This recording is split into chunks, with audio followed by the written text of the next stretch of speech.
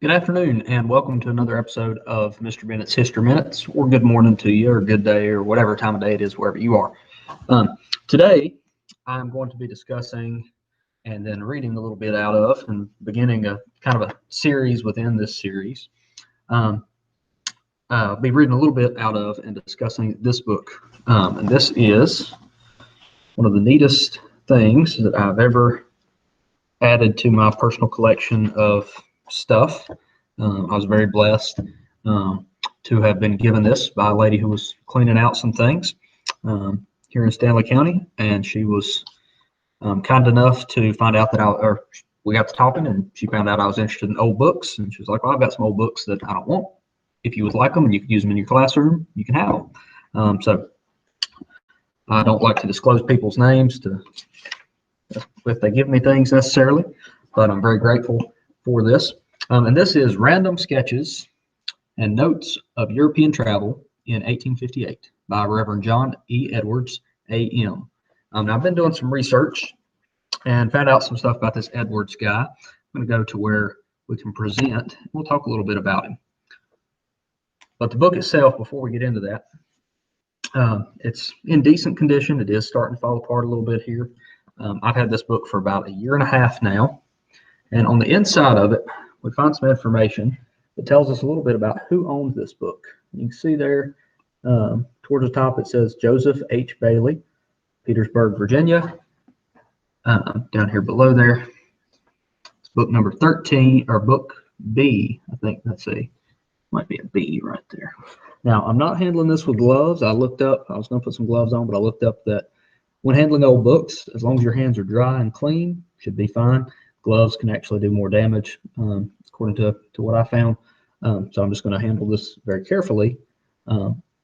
But anyway, I'm handling it with bare hands. I think that's a B. Maybe it's a 13, but the more I look at it now, it looks like a B. Anyway, I've tried to look up this Joseph Bailey guy. Let me go to present, and we'll talk about what I found today in my history detective work that I've been doing here on this book and on this Joseph Bailey and Reverend Edwards. It appears that, well, I wouldn't say that Edwards signed this, but Bailey must have thought a decent amount of Edwards, because we've got Edwards written right there. There's various numbers put on here on the front page, title page of the book. See that somebody's been doing some ciphering, some math. They subtracted 1894 from 56 to figure out how old the book was, I guess, and they got 38 years. So at some point in 1894, somebody was handling this book. Maybe it was secondhand, sold at a bookstore or something. If I find out more about Bailey, I'll let y'all know. Looking at the 1850 census, let me get my entire screen here. Where did we put it at? 1850 census. Let's see. This shows us that some Baileys are mentioned here. Go to this file. Now, the Bailey that was mentioned with an E, which is how the guy who wrote in this book spelled it, I can't find anybody on here. There's a S. Bailey farther up the list here. Anyhow, we've got a lot of Baileys, though, right in here with J's. Now, I assume that because the handwriting was so good in 1857, that James Bailey right here, who's a month old in 1850, when the census, or a month old on July 24th, 1850, it's highly unlikely that he'd be writing that well by age 7. Now, we also do have an H. Bailey up here. It doesn't make much sense, though, because if he wrote Joseph in this instead of writing J, H, whatever the H stood for, we can assume it's not him. It could be this J. Bailey here, or this J. No, probably not this J. Bailey here, because he'd also be only he'd only be 9 in 1857. Now, scrolling down, we see some other Baileys. So we're gonna try and figure this out at some point. Hope y'all can still hear me over my air conditioning that just cut back on. Let's see, got the E. Bailey there, but we don't have child listed. Go down here, we'll find some more of them. This is the 1850 census, the partial census anyway, for Petersburg, so it's very likely that I could be looking at completely the wrong names. I have yet to be able to access from just my brief research here in the past couple hours to find a definitive Joseph H. Bailey in this census. And this is the only 1850 census I accessed so far. Let's see. The census is a really useful tool for doing any kind of research on genealogy or on your own family history, or trying to find anybody whose name you've come across on something. And I will continuously, as we talk about old books and things, if I show y'all other ones that I've got, we'll continuously look at census records to try to find people. So we have a J.B. Bailey here, probably not him, unless the census guy wrote the name down wrong. So it's probably one of those J. Baileys that we looked at earlier. Since this Bailey here is a laborer at age 21, he's not head of household. He's living in, we would assume this is the mother's household, a 40-year-old female. She's listed as the head. So this is probably not the family that had this book. Typically, families that are going to be working class in that time are going to have very few books. Usually a Bible is about the only book you'll find in the average working class household during the mid-19th century. A lot of folks at that time are still illiterate. Civil War records will show us that. But getting back to John Ellis Edwards. So I found some brief stuff about him. Here's another thing of a book he wrote during the Civil War. He's going to be pro-Confederate. But there's John Edwards. Zoom in a little bit there. View the original. There we go. That is the guy that wrote this book. And he's the one that did all this traveling.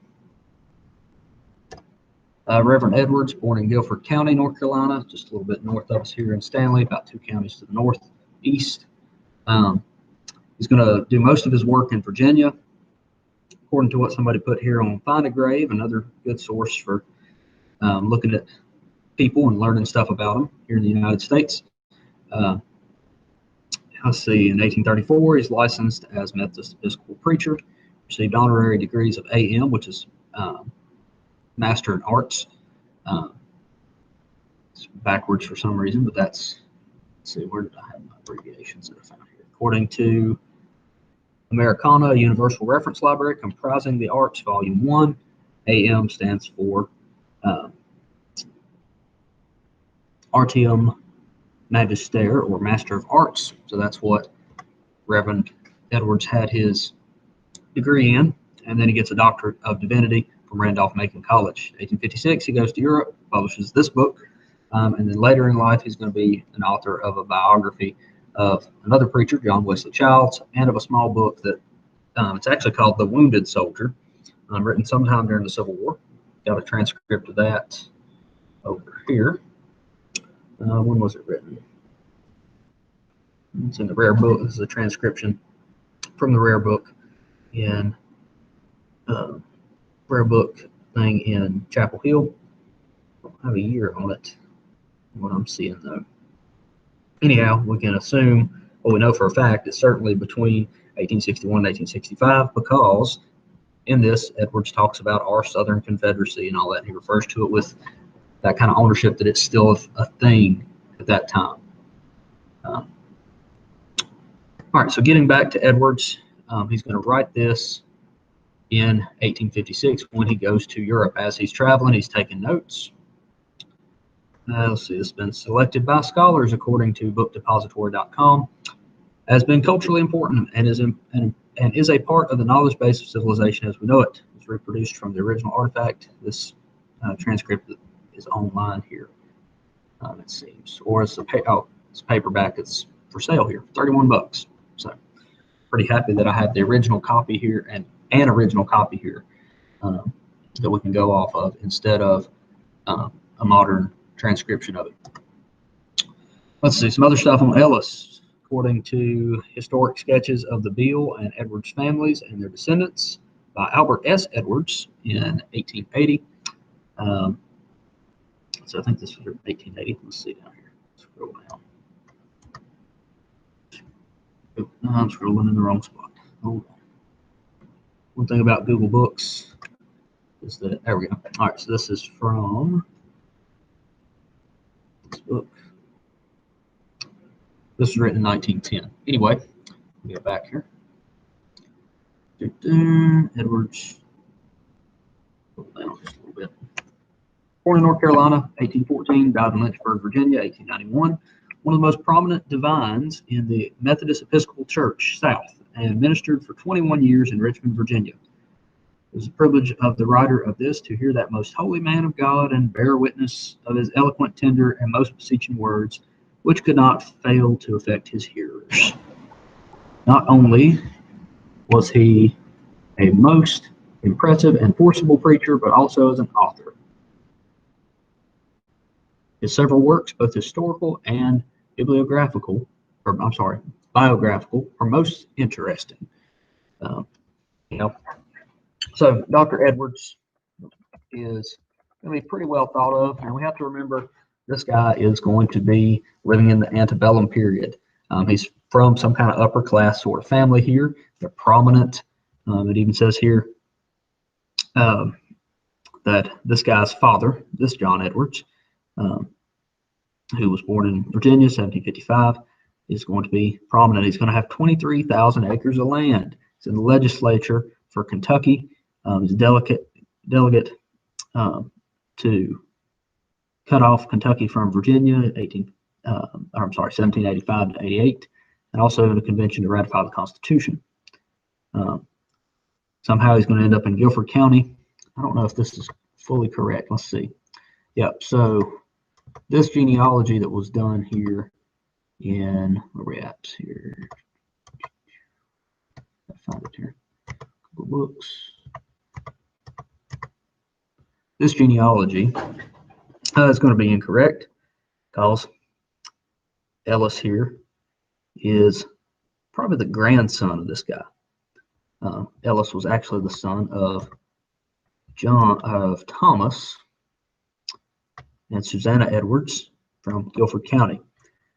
So apparently Thomas was probably the son of the other John Edwards that was mentioned in that genealogy. But we have to take into account that 100 years ago, genealogy was not as easy as it is today.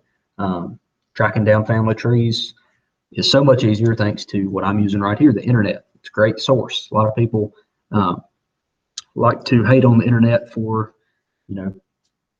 distracting people and things of that nature, and how it's had a bad effect on young people not being able to pay attention. But the internet's a really great source. It's full of resources for us to figure things out, whether that's things in history or in medicine or in hobbies or in finding opportunities to learn new things to better yourself in all sorts of ways. The internet's great for that. So we have to take into account that back when this was written, they didn't have that. So getting back to the book, we'll begin reading it here. Stop presenting there. So let's read the preface today, and then we will probably continue the book later. Before I jump into the preface on it, or preface, just realized there's some paper falling out of the book there. I'll set that back in there. I'm going to be a little bit more careful with this. This starts out in chapter 1. He's going to be in New York to Liverpool. Chapter 2, he goes to London. Chapter 3, a few days in Paris. Chapter 4, from Paris to Rome. Chapter 5, Rome for Passion Week. Chapter 6, Easter Sunday in Rome. I remember this guy's going to be Protestant, so he's probably going to have some judgments against the Pope. Chapter 7, notes on Rome, or Rome notes, what he's got. Chapter 8, more Rome. Chapter 9, guess where he's at? Rome. Chapter 10, excursion to Tivoli. I don't know where Tivoli is, but we're going to learn about it when we get to chapter 10. Chapter 11, from Rome to Naples. Chapter 12, Naples and its environs. Chapter 13, more about Naples and its environs. Chapter 14, Leghorn, Pisa, and Florence. Never heard of Leghorn. It doesn't sound very Italian anyway. Chapter 15, Florence. Chapter 16, Florence to Venice. Chapter 17, Venice, from Venice to Verona. In fair Verona, where we lay our scene. Chapter 18, Verona and Milan. Chapter 19, Milan to Geneva. He's going into Switzerland. Chapter 20, Geneva. Chapter 21, from Lausanne, I guess, to Baden-Baden. Baden Lake's just up that way. Anyway, Baden-Baden in chapter 22, Heidelberg, Frankfurt, and Wiesbaden. Chapter 23, Cologne, Antwerp, and Brussels. Chapter 24, Paris again. Chapter 25, Return to London. Chapter 26, London and its vicinity. Chapter 27, London, Oxford, and Stratford-on-Avon. Chapter 28, Birmingham, Sheffield, York, Leeds, and Manchester. From Liverpool to Dublin, and the lake. Chapter 29. Even I'm having trouble with all these chapters quite a bit. Chapter 29, from Liverpool to Dublin, and the Lakes of Killarney, Belfast, and Giant's Causeway. And chapter 30, the Highlands, Glasgow, Edinburgh, Abbotsford. And he spells Edinburgh without the H. And the English Lakes, and then Liverpool, back to Liverpool. And chapter 31, Conclusion, where he's going to talk about American tourists in Europe. We'll see what Americans thought of us then, I guess. Objects which most interest them, sources of information, yada, yada, yada, mountain scenery in Switzerland, skies and sunsets in Italy compared with those presented in America, English tourists, the fine arts, criticisms, and etc., and Night on the Ocean. So let's get to our preface here. Random Sketches and Notes of European Travel in 1856. Johnny Edwards, published by Harper and Brothers, publishers, Franklin Square, in New York, 1857. The preface. No apology is offered for this book of travels. It is not published for the solicitation of friends, nor because there is any apparent need for such a publication, but I choose to publish it. The public will decide whether it shall or shall not find readers. Some will read it, many will not. This is true of a very large number of books of far higher merit than this claims to be. It is not true that everybody who goes abroad writes a book. Not 1 in 1,000 does this. And yet everyone has a right to do so if he chooses. Yeah, if you go traveling, it's good to do that. Let's see. I'm going to set this up. Y'all can read along with me here, hopefully. There we go. We'll see how that works. This probably looks really stupid, but we'll see if it works. Not 1 in 1,000 does this, and yet everyone has a right to do so if he chooses. It is true, nevertheless, that many books of travel are written and published, and as a general thing, most of them find wide circulation and are extensively read. This volume pretends to nothing beyond what is indicated on the title page. It contains mere random sketches and surface views, all of which were written in the midst of the scenes described, and while the impressions from the objects mentioned were fresh upon the mind. It is descriptive to a very considerable extent, and the design has been to conduct the reader over the whole route of travel, and show him what I have seen, and to make him feel, as far as I might be able to do so, as though he himself had witnessed what I have described. The book will be found unequal in some of its parts. Portions of it are merely made up of notes, which it was my original purpose to expand on my return home. But this I've declined doing for several reasons, mainly because it would render the work too large, and I preferred, on reflection, that the reader that the reader should have it just as I wrote it out on the spot. Much of it was written late at night when I was weary and fatigued. I scarcely ever allowed a day to pass without writing up my journal so as to prevent the intervention of new scenes and circumstances modifying or clouding first impressions. This work is not historical, not scientific, not philosophical, nor does it pretend to anything in a literary way. Professor Silliman, Hillard, Olin, Fisk, Durbin, Jarvis, and others have met this demand to the fullest extent. This book claims to be accurate in its statements and to have been written during my travels, and not to have been composed in the quietness of my study at home from notes taken while away. I carried a book in my pocket and often sat down amid the ruins of old palaces and ivy-mantled castle walls, and under the shadow of crumbling arches, or by the side of time-worn columns, or in the midst of beautiful grounds, as well as by the wayside. on the mountains and in the valleys and on the roofs of vast cathedrals, and in the solemn aisles of magnificent churches, by the shores of beautiful lakes, and upon the vessel's deck, and wrote out my impressions of what was before me. Since my return, I have merely revised my sketches and notes, and now submit them to the public with no other solicitude than that which is felt by a man who desires that his work may so far meet with popular favor as to result in a reasonable pecuniary return to the author. I think I may safely say that my book, what quacks often say of their nostrums, if it does no good, it will do no harm, and this is more than can be said of a great many popular publications of the day. Petersburg, Virginia, April 1st, 1857.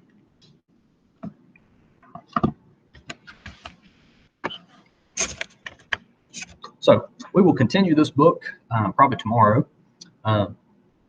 Follow me here as we go through this over the next, I guess, 31 weekdays anyway. I'll try to read a little bit of it each day and post a chapter. Feel free to subscribe to Mr. Bennett's History Minutes for more interesting things. I won't go into too much depth on other things. Maybe I'll actually make something that's a few minutes instead of 15 or 20 or whatever this is. Anyway, thank you for watching. As always, be curious. You never know what you're going to find. There are treasures out there that are full of wonder. It's an amazing thing what old stuff can tell us. So if you're ever at an antique store or at a yard sale or in a pawn shop or any place that has old books, look at them. See if it's something of interest. See if it's something that's worth preserving. See if there's stories behind the stories. You know, like who was it that wrote it? Who handled this book? Where has this book been? How did it get into your hands? Where will it go in the future? What will you do with it? And if you go traveling, write stuff down. 160 years, somebody might be writing down things about you, what you did, or might be reading what you wrote about. So, food for thought. Have a good one.